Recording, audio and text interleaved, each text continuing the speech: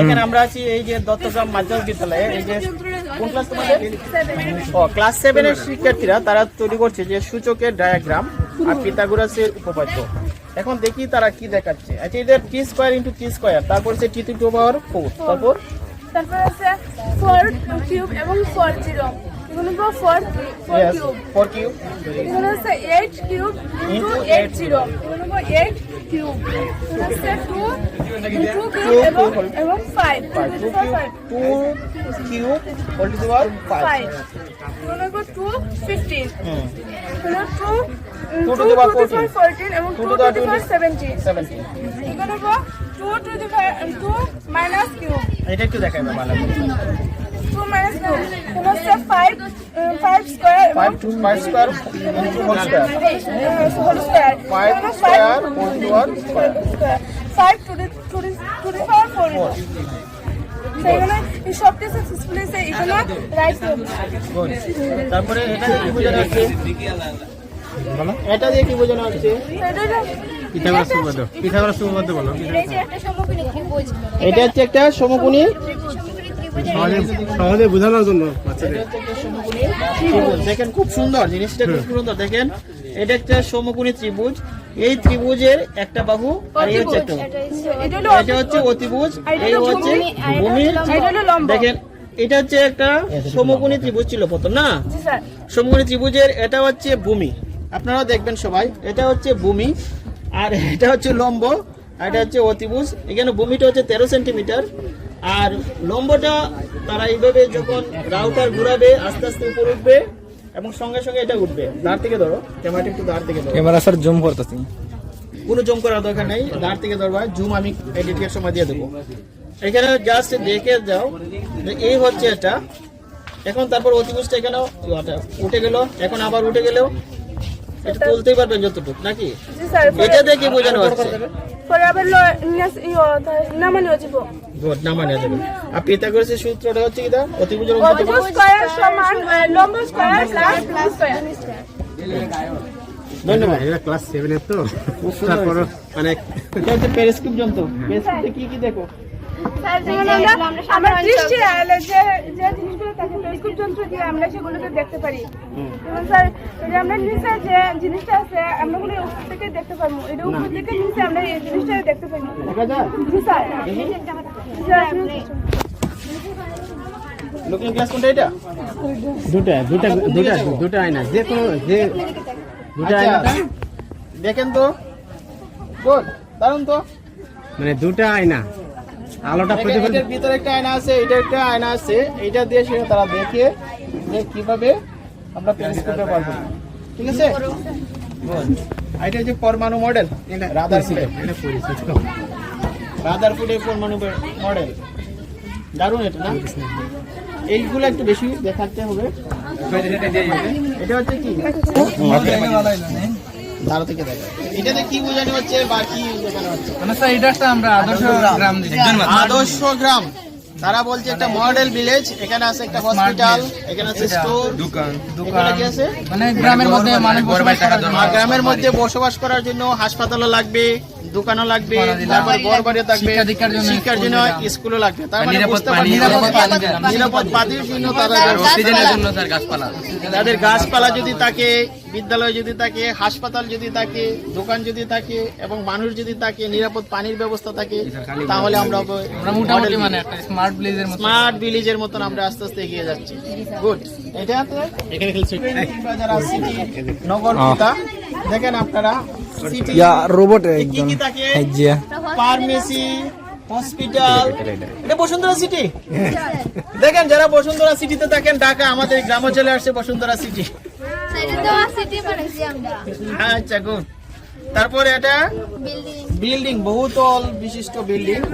আর এখানে হচ্ছে বিভিন্ন রাস্তা একেবারে ডিসিপ্লিন হয়, যেখানে ট্রাফিক জ্যাম লাগে না, এরকম না? ট্রাফিক জ্যামে যেমন সময় নষ্ট করে তেমন মানুষের ধৈর্য নষ্ট করে, ঠিক না? তারপরে এই একটা হাই স্কুল আছে। কলেজ কই? হ্যাঁ, স্মার্ট সিটিতে কলেজও থাকতে হবে, ইউনিভার্সিটি থাকতে হবে, লাইব্রেরি থাকতে হবে, আইসিটি সেন্টার থাকতে হবে। হবে হবে, আস্তে আস্তে হবে। ঠিক আছে, ধন্যবাদ। কোন ক্লাস? কি এখানে মানুষ হই এখানে মানে একটা কার্ডের দ্বারা আমরা অনেকটা আকৃতি বানাতে পারি। গুড। প্রথমত আমরা এটা বৃত্ত দেখছি, গুড। এটা দিয়ে বৃত্ত তৈরি হয়ে যায়, পরে ত্রিভুজ,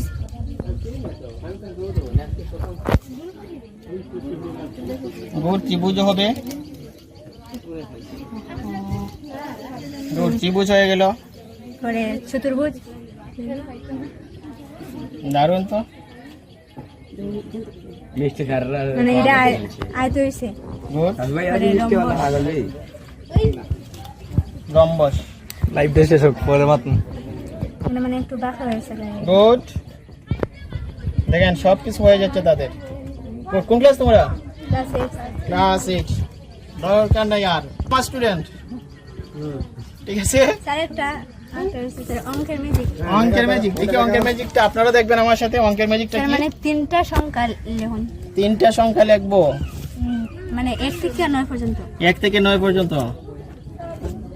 এখন আমি তখন এগুলার এখানে আরো 6টা লাইন হইব, কিন্তু এটা দেওয়ার আগে সবগুলোর যোগফল আমি হইলাম। বলেন।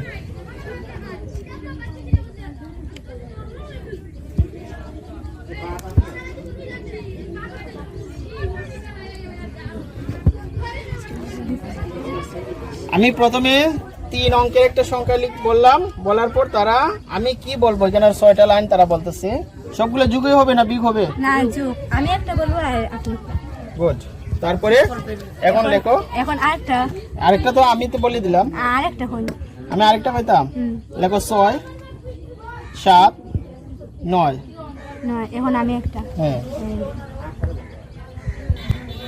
আরেকটা হল। আচ্ছা, এখন লেখো 3 3 2 1। এখন আমি একটা। এখন আবার লেখো 9 7 6।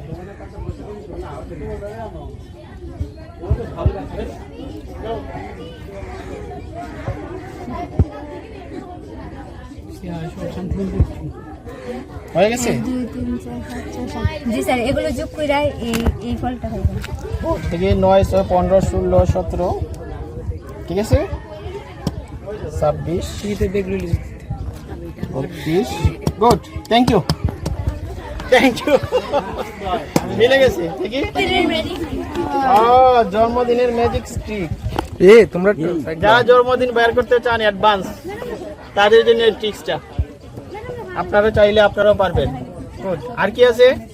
স্যার, এই যে পানির মধ্যে চিনির ঘনত্ব। পানির মধ্যে চিনির ঘনত্ব। পানি থেকে চিনি আলাদা করতে পারবা? জি স্যার, আলাদা হবে। কিভাবে করবা পানি থেকে চিনি আলাদা? স্যার, প্রথমে তো পানিটা সরাইলে, পানি থেকে চিনি সরানো যায়? স্যার এটা তো তলানি হিসেবে জমা। আচ্ছা, চিনি তলানি হিসেবে জমা হয় পানিটা তো জমা হয় না, পানি থেকে চিনি সরানো যায় না। আচ্ছা, পানি থেকে লবণ সরাইতে পারবে পানি বাষ্প করে, কিন্তু চিনি সরাতে পারবে না। চিনি জমা হয়ে গেছে, দেখি।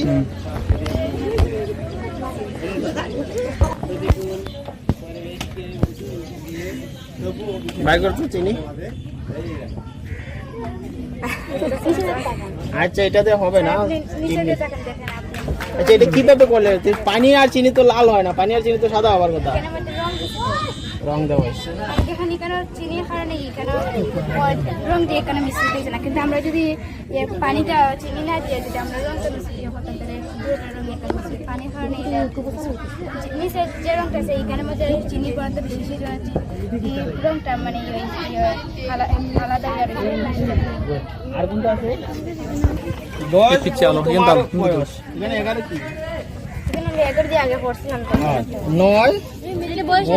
তোমার নামের বর্ণ সংখ্যা। গুড, এটাও বয়সের ম্যাজিক। দারুন, সব দেখে যাও। এটা কি আছে আবার? আমি দত্তগ্রাম মাধ্যমিক বিদ্যালয়ের যে প্রধান শিক্ষক, ওনাকে আমি ধন্যবাদ দিতে চাই। এই গ্রামের মধ্যে একটা বিজ্ঞান মেলা আয়োজন করছে এবং যত সব শিক্ষার্থীরা আছে তাদের বিজ্ঞান উৎসাহ, বিজ্ঞান মনস্কতা এবং বিজ্ঞানের প্রতি যে তাদের যে ভালোবাসা, তাদের বিভিন্ন প্রজেক্টের মাধ্যমে উপস্থাপন করা হয়েছে। এই শিক্ষার্থীদের যদি আমরা ধরে রাখতে পারি, তাদেরকে যদি বিজ্ঞান শিক্ষা দেওয়া যায়, তাহলে তারাই একদিন হবে আমাদের কাঙ্ক্ষিত ভবিষ্যৎ। ধন্যবাদ সবাইকে, দেখা হবে অন্য কোনো